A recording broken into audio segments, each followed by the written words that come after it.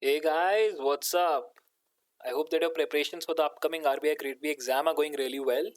So, welcome to today's lecture for ESI, that is Economics and Social Issues series for RBI Grade B Phase 2 exam. And today we're going to discuss the topic of privatization.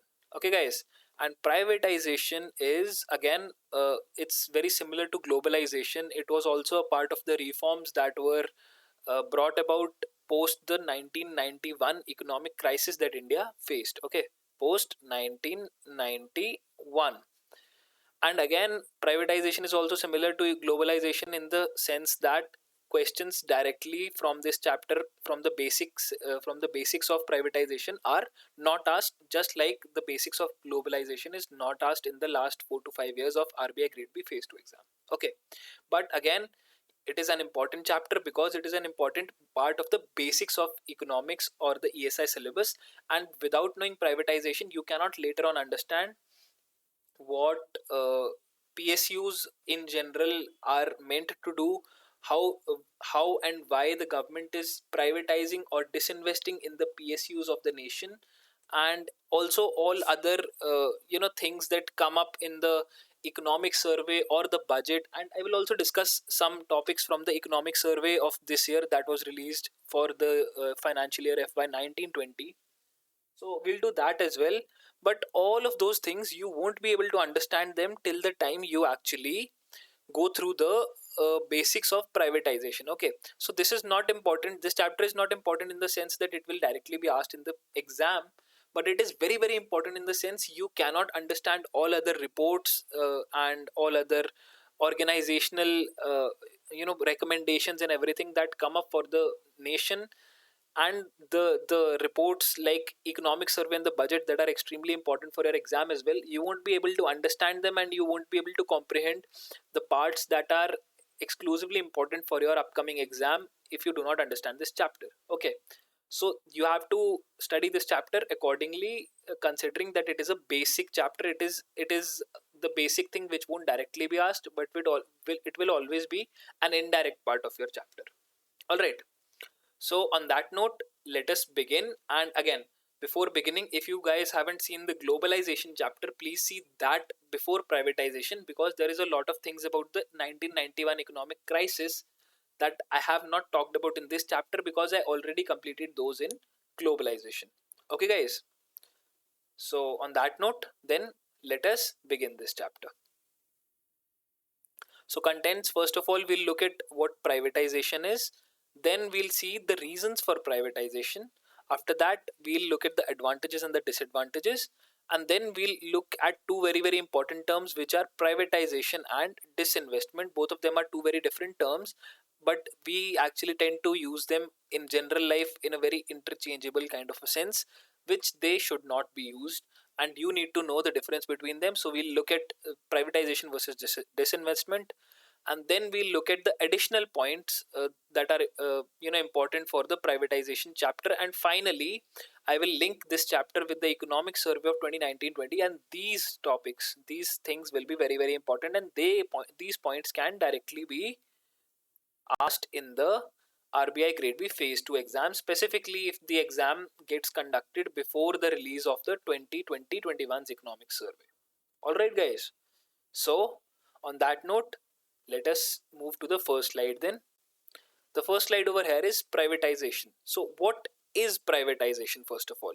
Privatization is basically the transfer of ownership, property, or business from the government to the private sector. Okay, it is the transfer of ownership, property, or business from the government to the private sector.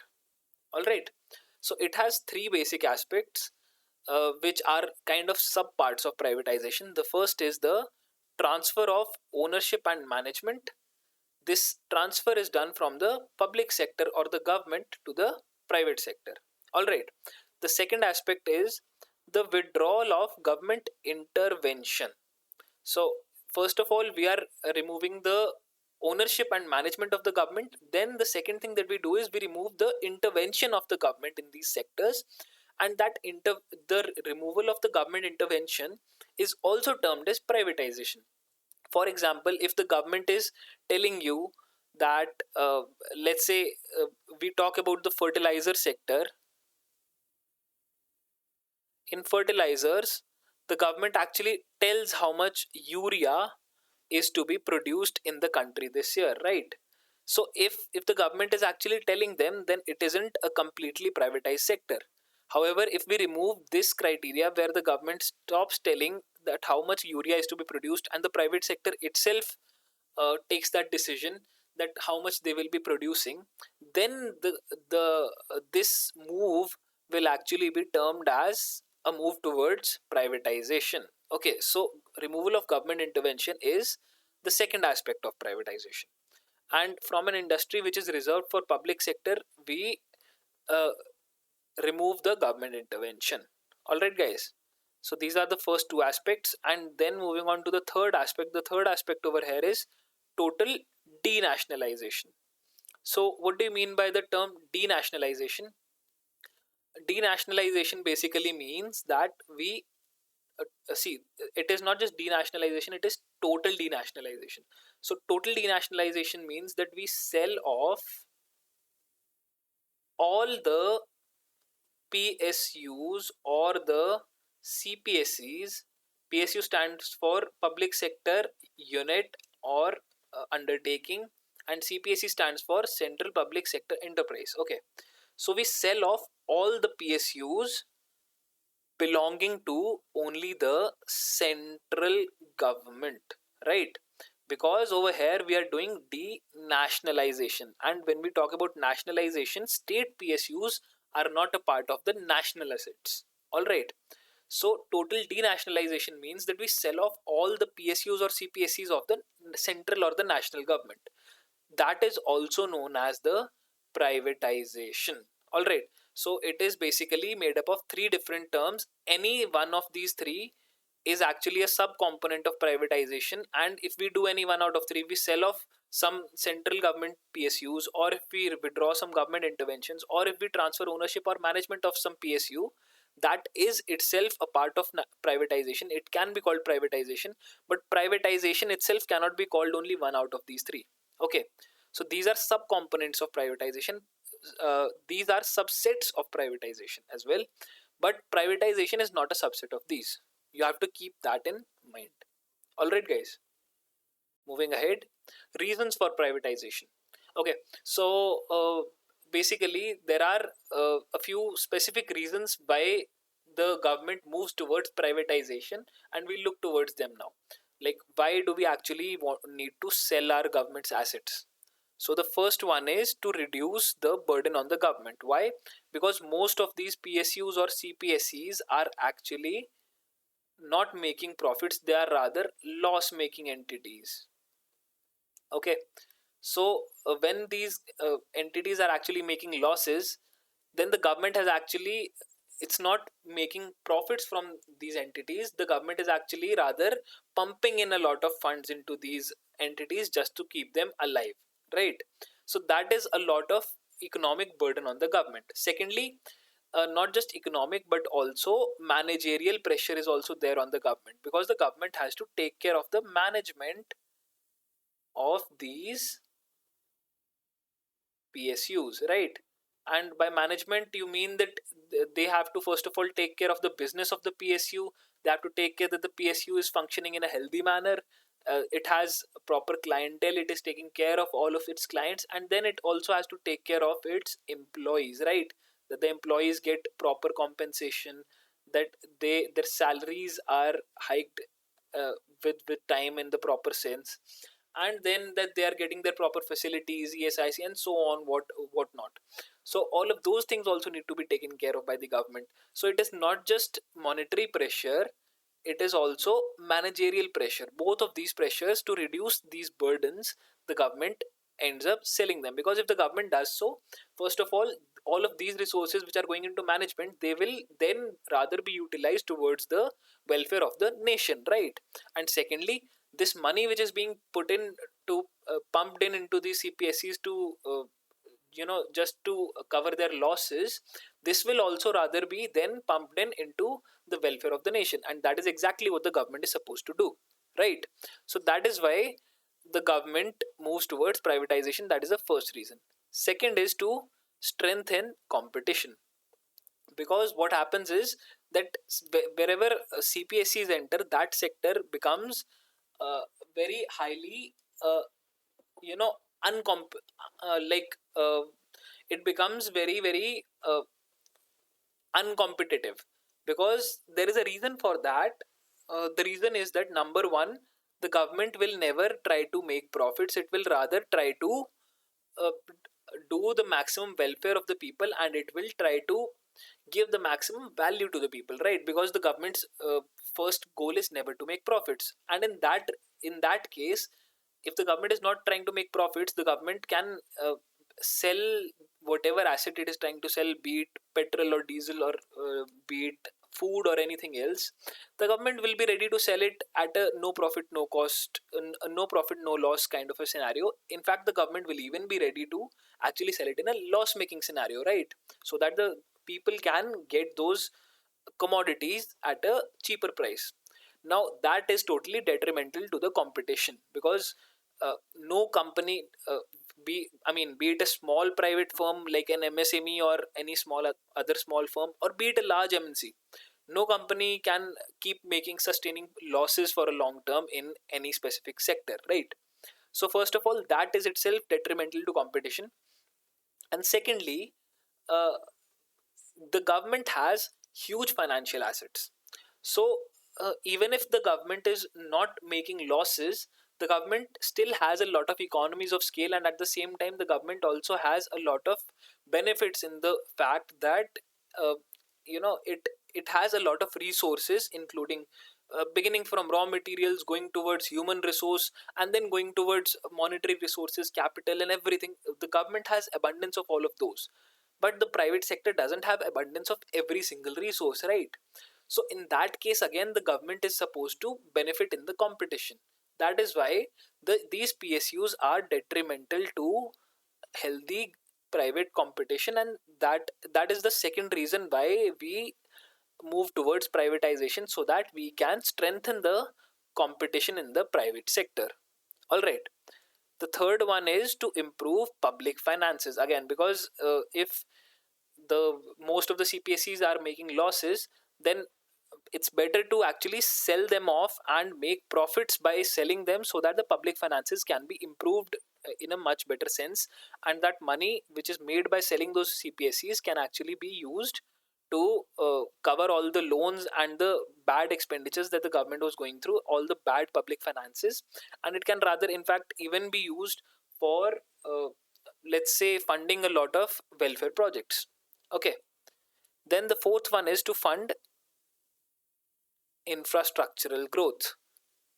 Like I talked about in the previous point, that the money that can be earned by disinvesting in the CPSCs, that money can actually be used in a lot of welfare schemes. It can also be used for funding infrastructural growth. Why? Because first of all, infrastructural growth is something that needs, number one, a lot of capital, and number two, it needs a lot of time to show results. Okay, for example, if you want to make a highway, number one, it will take a lot of money, a lot of money, and number two, just a second, let me write money over here so that you can understand things in a better manner. So it will need a lot of money. Secondly, that highway will take a lot of time to first of all build it, and then to make it operational, and finally to actually earn all of that money which was invested in it through let's say toll tax. It will take a lot of time. Let's say at least 10 to 20 years is the bare minimum time which it will take to even break even, right? So money for a lot of time is very difficult to get. Such amount of spare money is very difficult to come by in a country like India, where people are still, lakhs of people are starving to death every day, right? When lakhs of people are starving to death every day, such huge amounts of capital and that too for such a long time period cannot come by. So to get that amount of money for infrastructural growth, disinvesting in CPSE is a very good option, because we do ultimately need to improve our infrastructural growth, because if we do not do so, then our ultimate moving towards a developed nation is next to impossible for us, right? And if we want to become a developed nation maybe 50 years down the line, infrastructural growth is the very basic concept required for it. So disinvesting in CPSEs or privatization is a very very good option over here. Okay, then the fifth reason for it is accountability to shareholders. Why?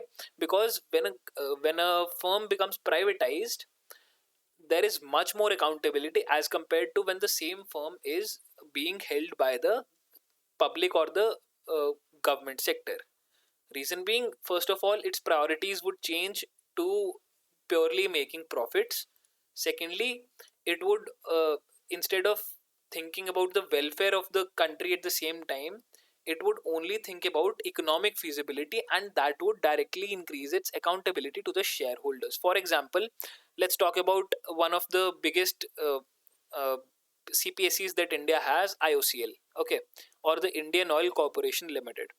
Now, Indian Oil has its petrol pumps or its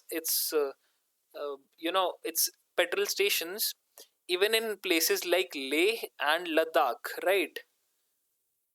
At such high altitudes, where just taking and just transporting oil to those places is at least 10 times as costly as the returns given by those petrol pumps, right? Because there is next to negligible number of people who actually demand fuel over there, but they have to keep all of that infrastructure in places like Leh and Ladakh, right? But it is still important for the nation, because it is very very important for the welfare of the country, that the country holistically gets developed, right? We need every corner of the country to have amenities like, let's say, mobile phone towers, then fuel stations, then electricity, right? All of these things we need for them to be there in every corner of the country, no matter how much loss that CPSC or the PSU is making. Okay, but that does not, that always reduces their accountability to shareholders, because the shareholders have only invested money for profit making purpose, right? The shareholders aim is never to invest in the welfare of the nation. If the person wanted to do that, that person would rather donate some money to the government or invest in, uh, let's say, infrastructural bonds or some other place where money can actually be used for the welfare of the nation. But if the person has actually invested in shares of a company, the primary aim over there is to make money, right? And if the person wants to make money, then uh, the accountability to shareholders for a CPSC is much much lower than any corporate or a private firm.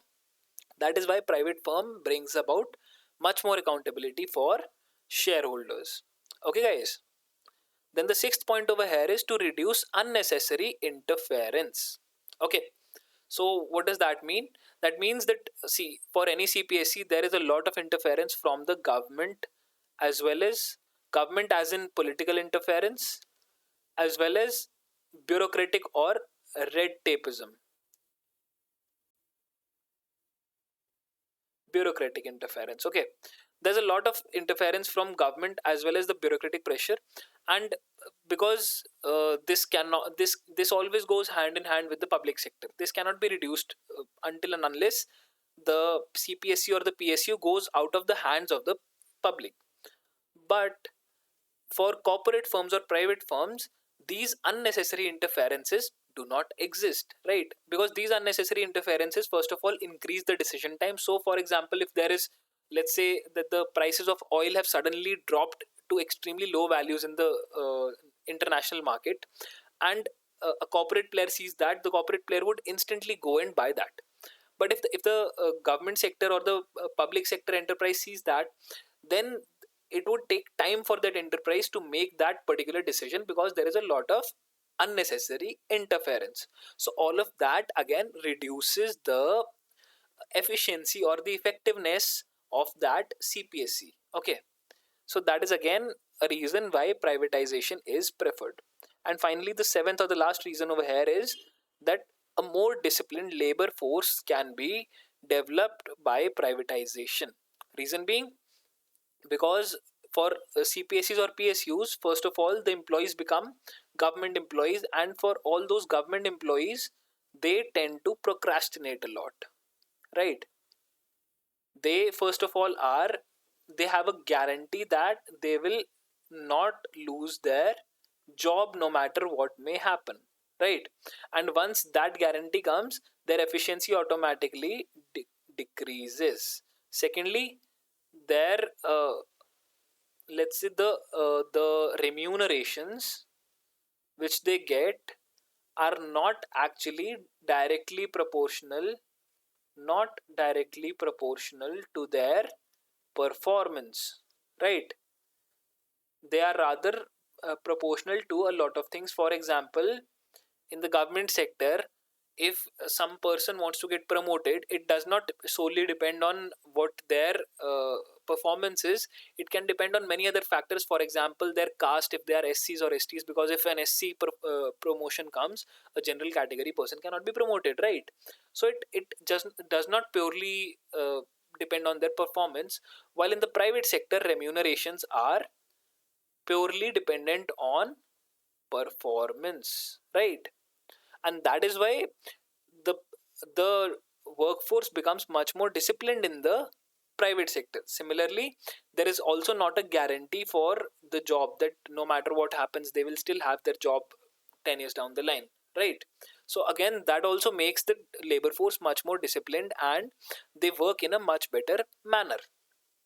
Okay, guys, so these are the reasons for privatization. Then come the advantages of privatization. So, firstly, we'll look at the microeconomic advantages. That is the advantages in the small over the smaller level of economy. For example, at the level of the firm or at the level of that industry in general. For example, if like I talked about Indian Oil IOCL, right? Indian Oil Corporation Limited. So, if we are talking about the private, let's say we're talking about privatizing IOCL.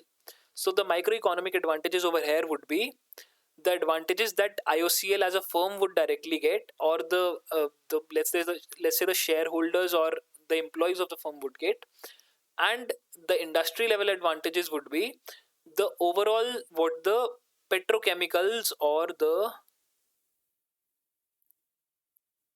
oil and gas industry would benefit, right?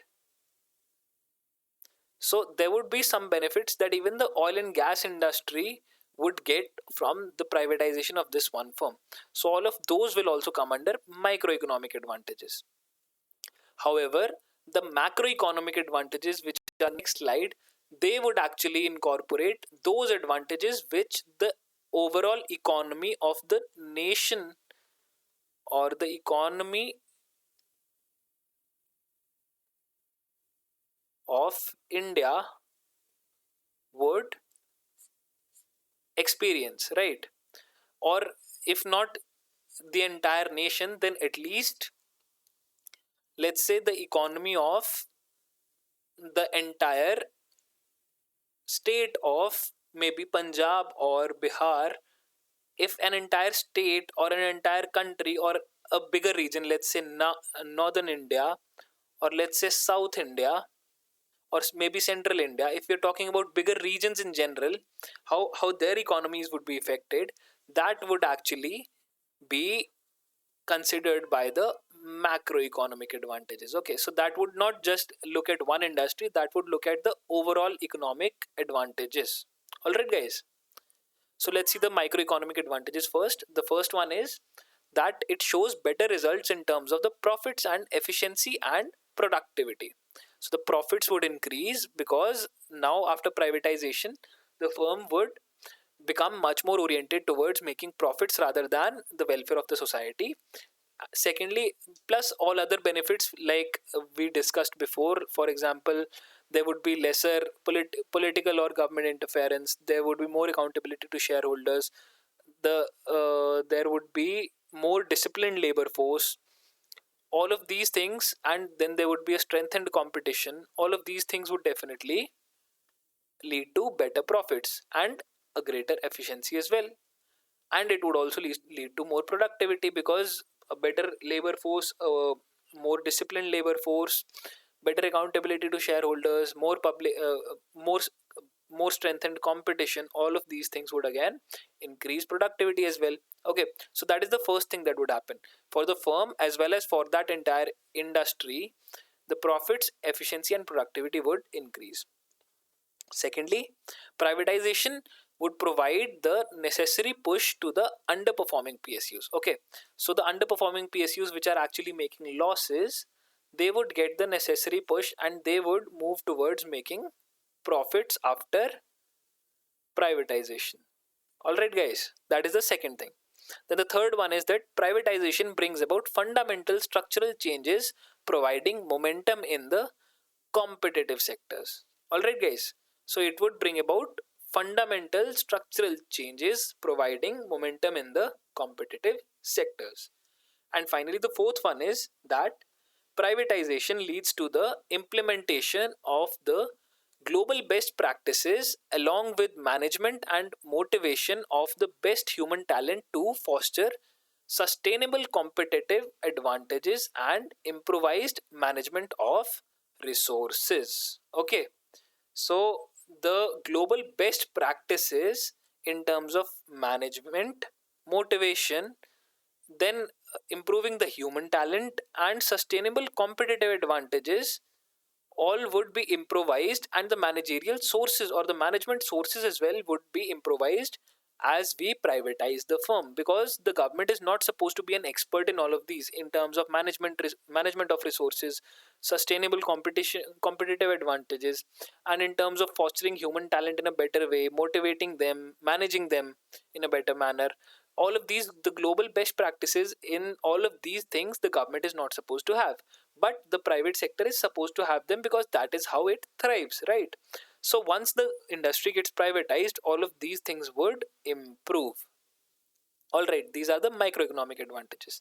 Then the macroeconomic advantages are that, first of all, the privatization has a positive impact on the financial growth of the sector, which was previously state dominated, by way of decreasing the deficits and debts. Okay, so the deficits would decrease, and at the same time the debts would also decrease. How?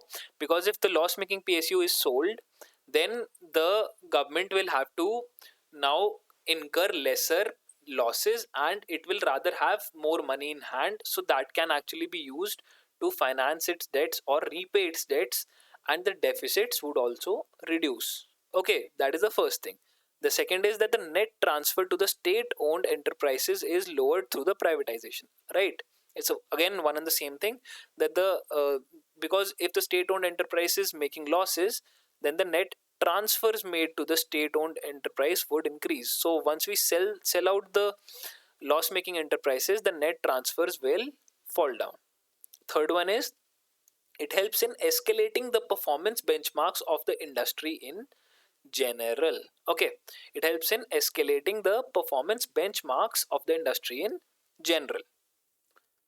Then fourth is that it can initially have an undesirable impact on the employees, but progressively in the long term it provides advantages for the growth and prosperity of the employees. Okay, so what happens is that once you try to privatize a firm, initially there will be a lot of resistance from the employees. Why? Because no government employee wants to become privatized, in the sense that their job security would decrease. Then their the work that they have to do will increase much more, and at the same time they will have to be much more competent now. They will have to work in a much more effective and efficient manner, right? And the management would also change, so that would also lead to uncomfortable an uncomfortable scenario for the employee who's been working for years over there. But in the long run this would ultimately become advantageous rather than a negative thing. Why? Because first of all, the employees will make money which is directly proportional to what work they are doing, right? So their appraisals would directly be proportional to their works, which would of course become much more advantageous for the growth and prosperity of the employees. And beyond that, the employees will also now be incentivized for any good work that they do. Plus the management would now be much more efficient. So the management would become much more efficient, and their concerns, their problems would also be taken care of by the management, right? So an effective and efficient management would also give them proper training, and once they're given proper training, they would also become much more competent in doing the same work which they were doing earlier. All right, so all of these things would ultimately prove to be advantageous in the longer run. However, in the short run, there can be resistance by the employees. All right, now moving to the fifth point, uh, the privatization provides better quality and faster services to the clients, right? This is something that we've all experienced. If we go to a private sector firm, then the services that we get over there are much faster, and they are also of a much better quality as compared to if we go to, let's say, a government office, maybe an electricity board office, or let's say a property registration office. If we go over there, we'll realize that the processes are much slower as compared to the faster processes of the private sector, and those are also of a poorer quality as compared to the better quality which is offered by the private sector, because they that is how the private sector ultimately leans on for getting more clients, right? So number one, quality, and number two, speed are very important criterias for the private sector to actually flourish and keep making profits in the long run. That is why privatization actually improves both of them. And finally, the sixth point over here is that it helps in improving the overall infrastructure in the country, right? Because even in globalization, we talked about the NIP and we talked about infrastructure in general, and we said that infrastructure is something that requires a lot of uh, money and a lot of uh, investment, and at the same time, that investment actually also needs to stay over there for a long period of time, right? And when we need a lot of investment for a lot of time, the public sector or the government solely cannot do that, because the government is already overburdened with all the welfare activities that it needs to do and all the developmental tasks for the country. Now for infrastructure, if we need a lot of money, we first of all need the private sector to pump in the money, right? And the private sector can only pump in money when privatization is being overall brought about in the economy, right? And secondly, once privatization is being done, the government also has more money in hand. Okay, so the government's money at hand increases because, first of all, it does not have to pay for the losses made by the inefficient PSUs, and secondly, once its stake or the equity in the PSUs is sold, it directly gets money for that, and all of that money can again be put into infrastructure. So the overall infrastructure in the country or the economy gets improved. Okay, guys. Then moving on to the disadvantages. Again, every coin has a flip side, so nothing can be a purely advantageous thing, because if it was that, then everyone would be doing the same thing, right?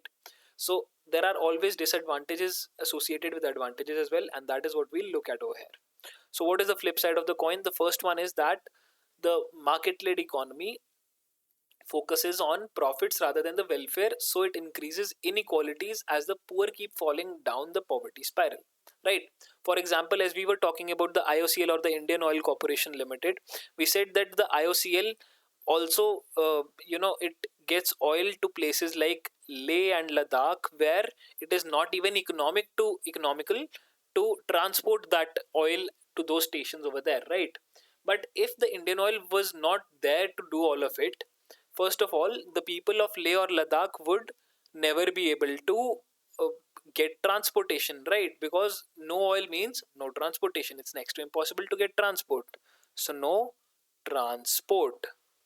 Then, secondly, there would not be any economic development in the region. Third, the region would become unviable in terms of not just economic development, but even basic necessities like food and clothing would also not be available over there, right? Because no transport means nothing can be made available.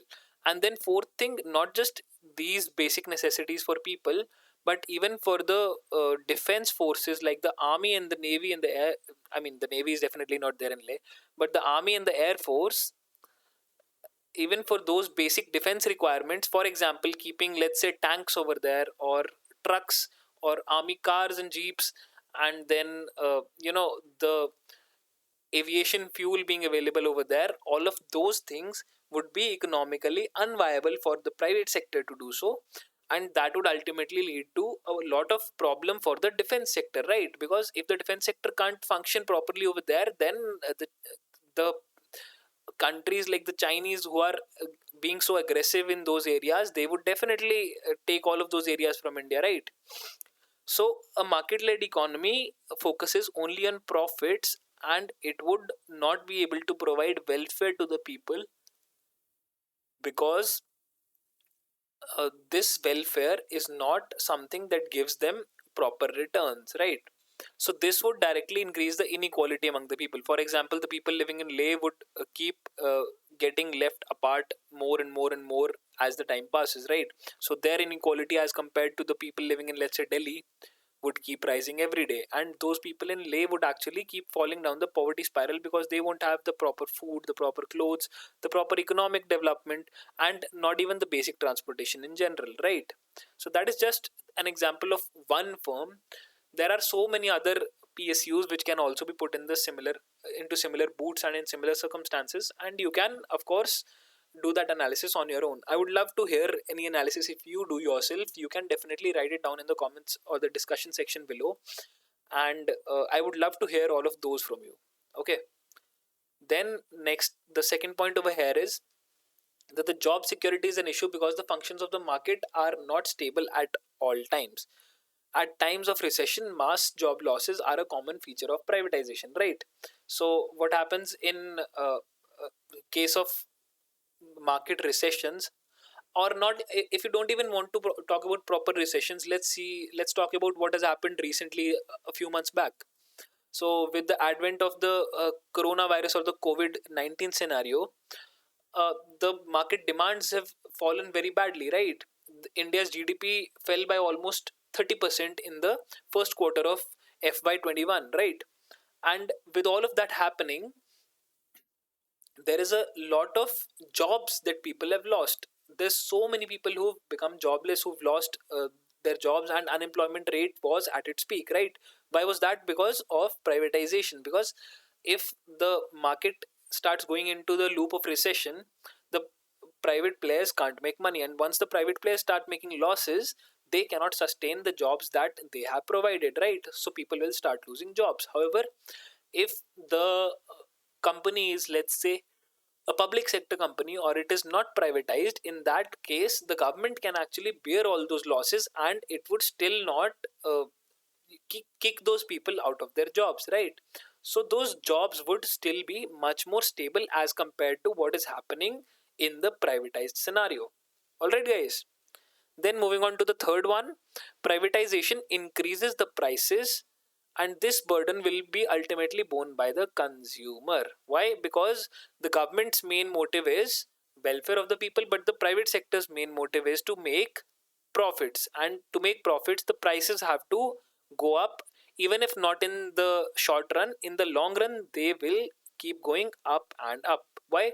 Because the private sector will ultimately focus on only making money, and this would directly get translated towards the cost that the consumer pays. So even though the quality of the goods, the quality of the services, in terms of you know not just the basic quality, but also the time that they are spending on it, and a lot of other aspects of the overall quality of the products and the services would improve, but at the same time the prices would also rise. So that is a negative aspect of privatization.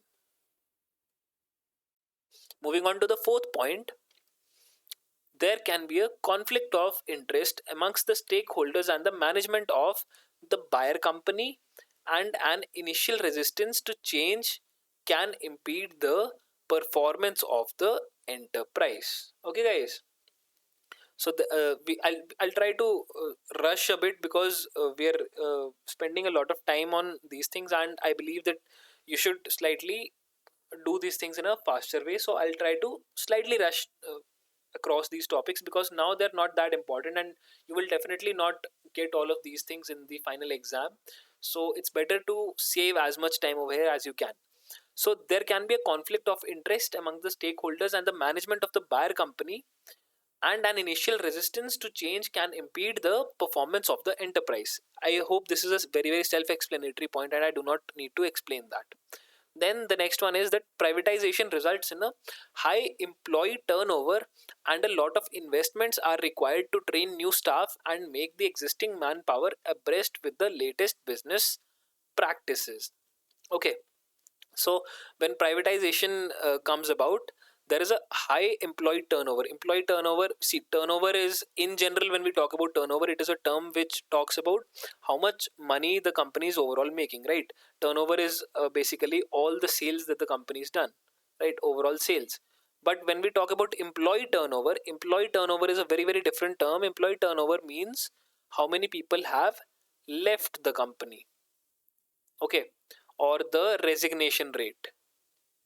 So with privatization, the employee turnover rate becomes much higher because government sector jobs, people do not leave because it is a much more stable job and a much simpler and easier job to do, and again there's not a lot of work pressure.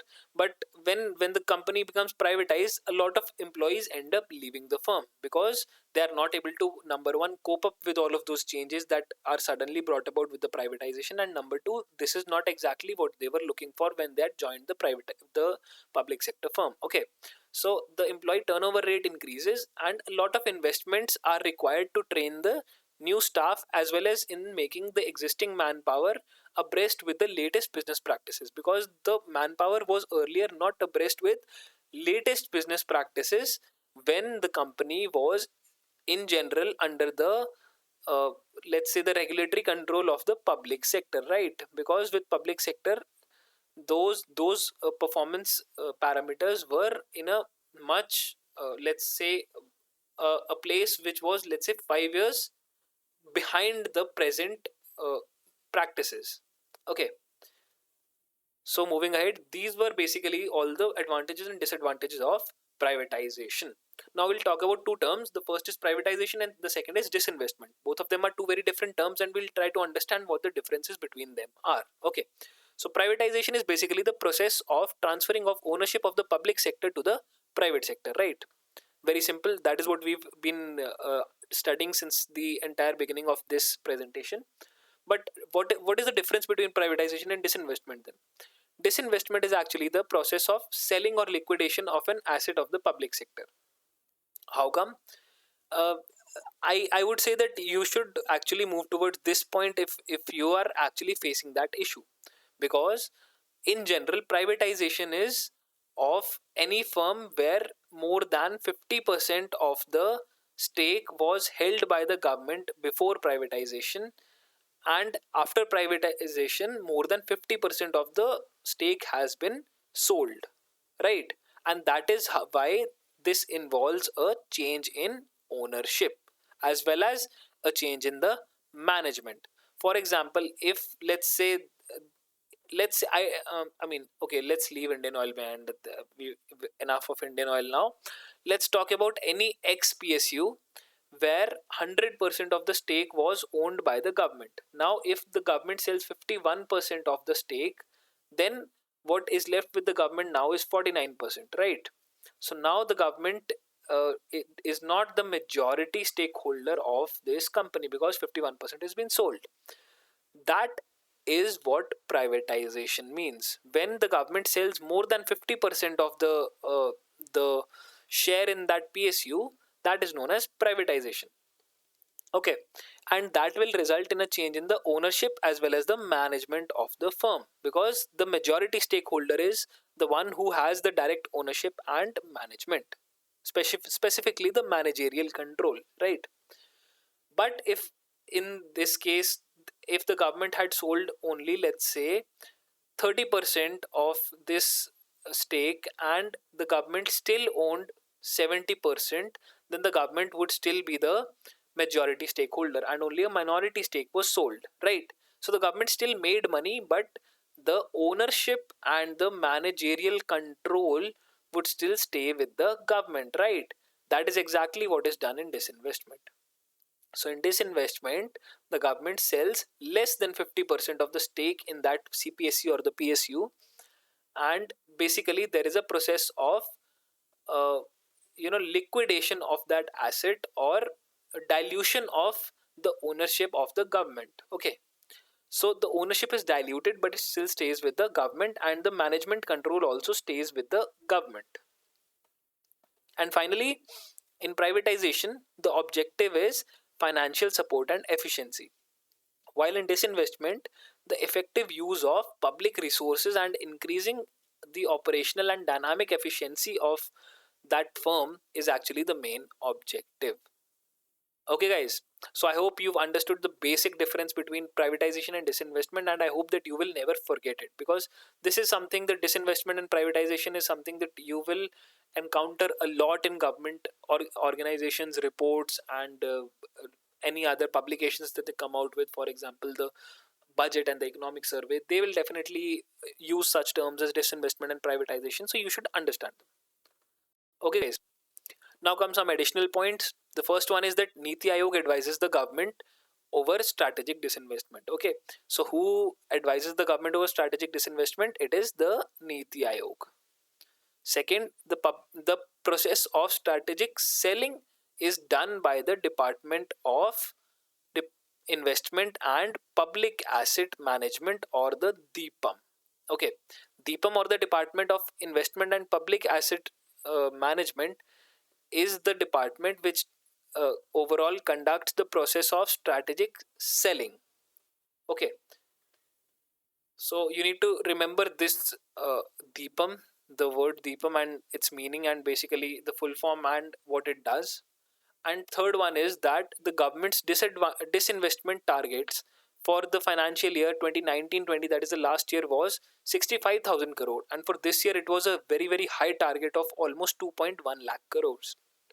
Okay, guys, so the government is heavily moving towards disinvestment now, and it is leaning on disinvestment for a lot of not just changes in the economy but also making a lot of money for overall financing its budgetary requirements.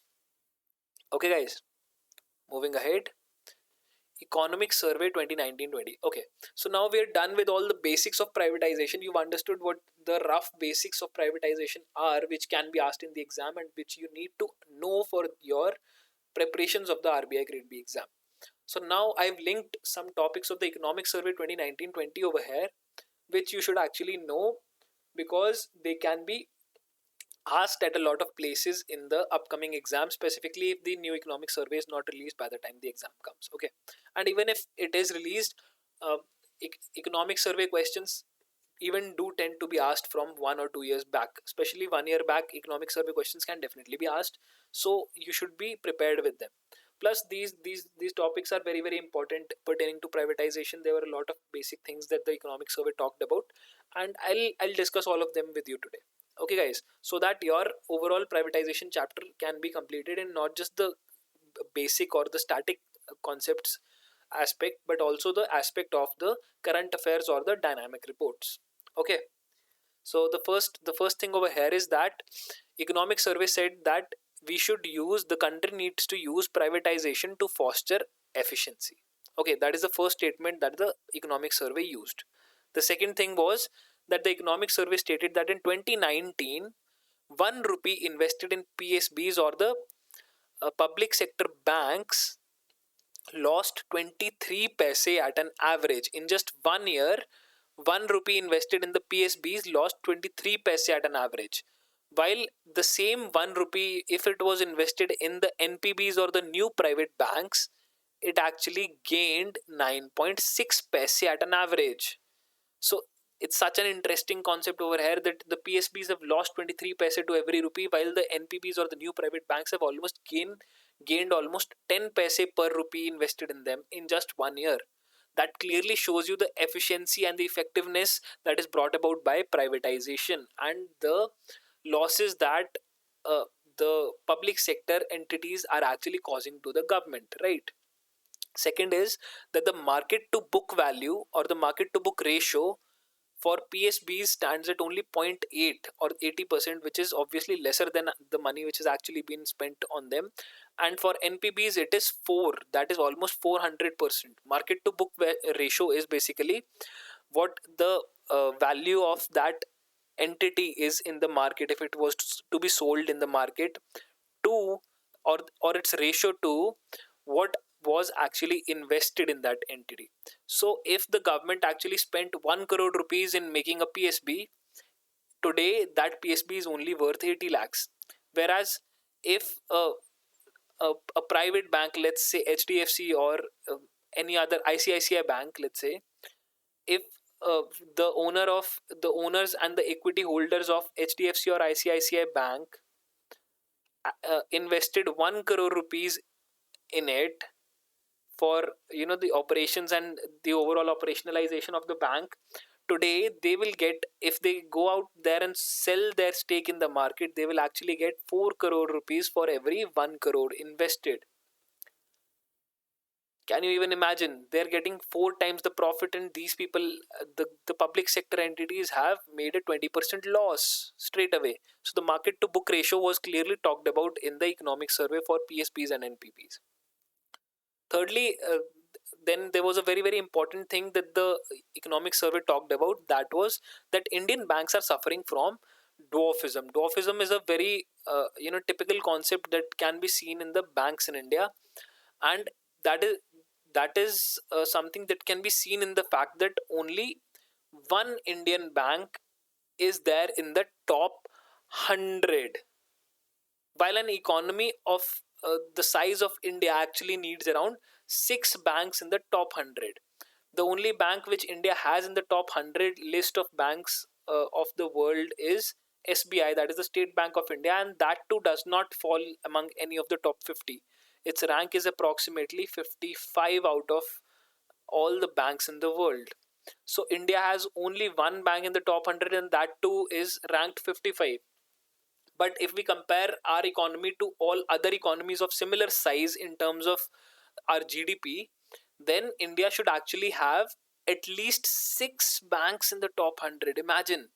And even, and if we compare ourselves to other economies like China, China actually has 4 banks in the top 5. Imagine that. China has 4 banks among the top 5 banks of the world, and India does not even have 4 banks among the top 100. Leave aside four, India does not have. India has only one bank among the top 100 banks of the world.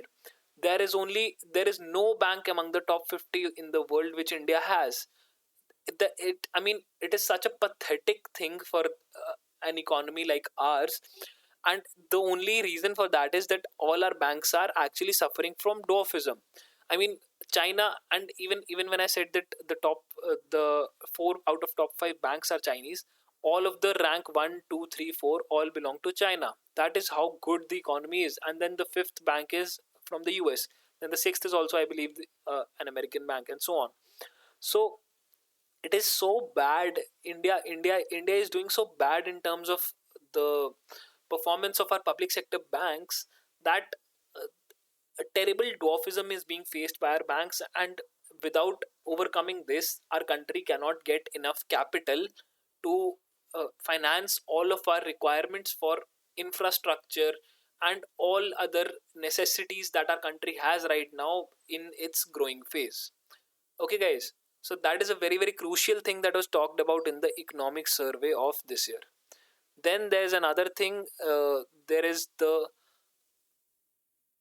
Wait a minute. Let me just remove this. Yeah.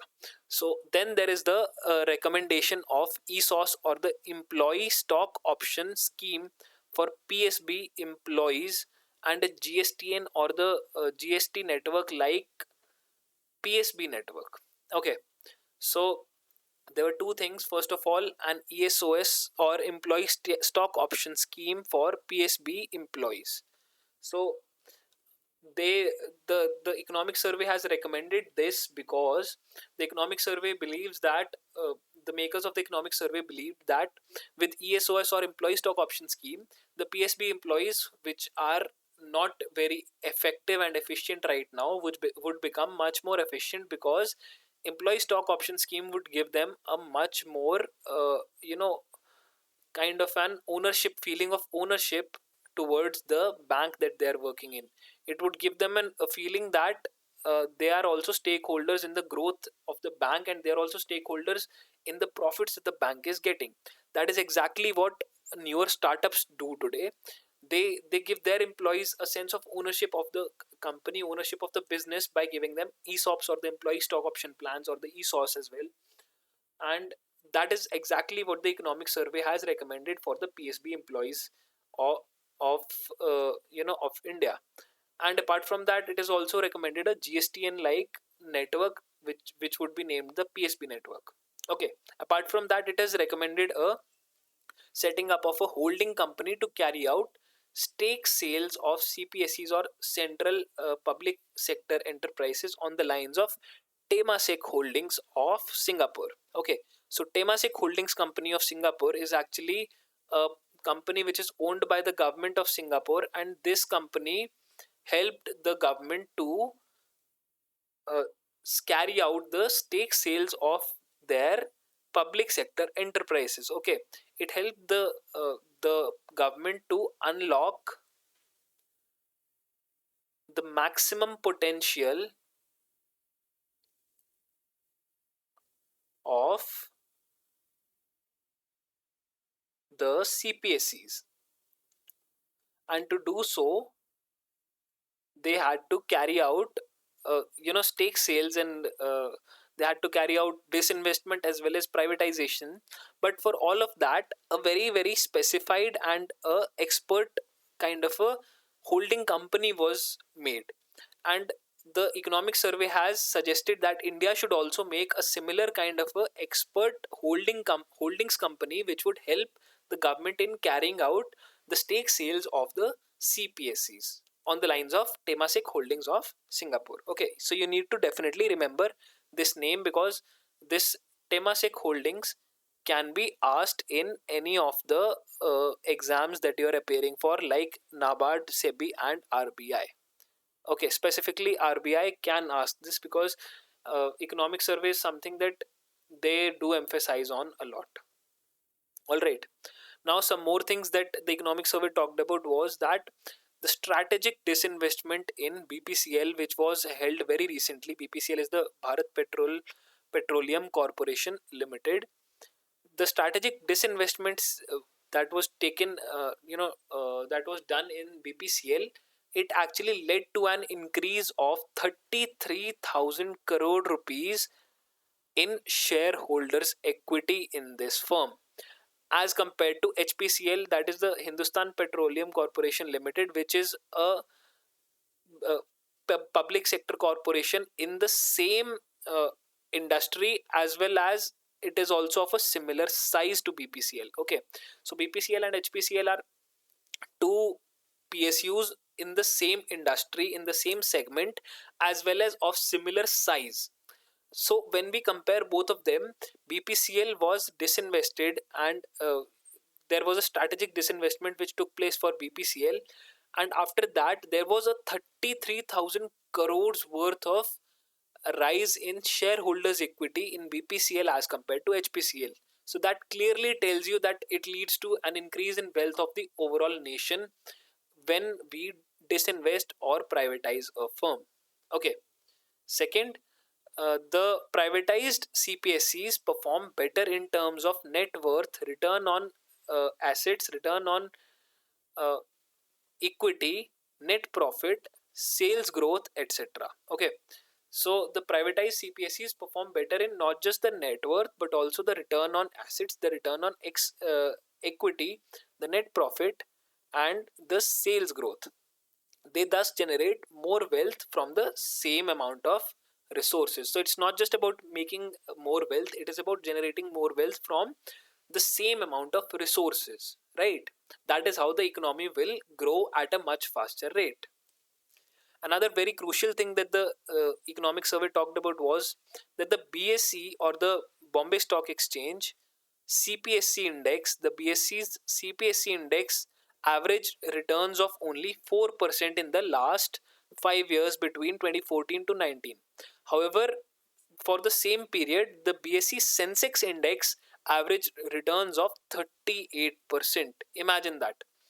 So Sensex gave returns of 38% in 5 years, but CPSEs gave only 4%, which is not even equal to the inflation that was there in the last 5 years. Inflation is around 4% every year. And in 5 years, CPSC index average returns of only 4%, which means they are not even being able to keep up with the inflation, which means the money being put into these CPSCs in terms of equity is actually nothing but a pure loss, monetary loss. So that is what the economic survey talked about. And finally, the survey again suggested aggressive disinvestment, because that is the right thing to do if we want the overall national wealth to increase. Okay, guys. So that is all about the privatization and disinvestment that was talked about in the economic survey, and that is again all about not just the economic survey but the entire chapter of privatization. Okay, guys. So I hope that you like the chapter, and if you guys have any other doubts, please go through the video once again. And if you still have doubts that are not being solved, that you are not being able to answer, then please put them down in the discussion section below. And if you guys have any other queries which you want to get solved or get sorted, be that related to any other course or be that related to any other thing that is apart from these video lectures, if they are about the video lectures, please put them in the discussion section, because that is the fastest way to get those chapter wise things sorted out. But if there is any other doubt, then you can of course write us an email at hi@litmode.in. All right, that's our email ID, hi@litmode.in. And I hope that you like this chapter, and I hope that you've understood how to study this chapter in a manner that can help you leverage your time. So direct questions won't be asked, but you need to understand it to understand all the reports and any other schemes that the government comes up with, right? So that is exactly how this chapter is going to be for RBI. I hope you like the chapter, and I hope it is very, very crystal clear for you. So, guys, the RBI exam is going to come up very soon, and I hope that you keep working hard, keep leveraging your time, and I hope that you will finish the course on time before the pre exam. Okay, so thank you so much for watching the video. Bye bye, take care.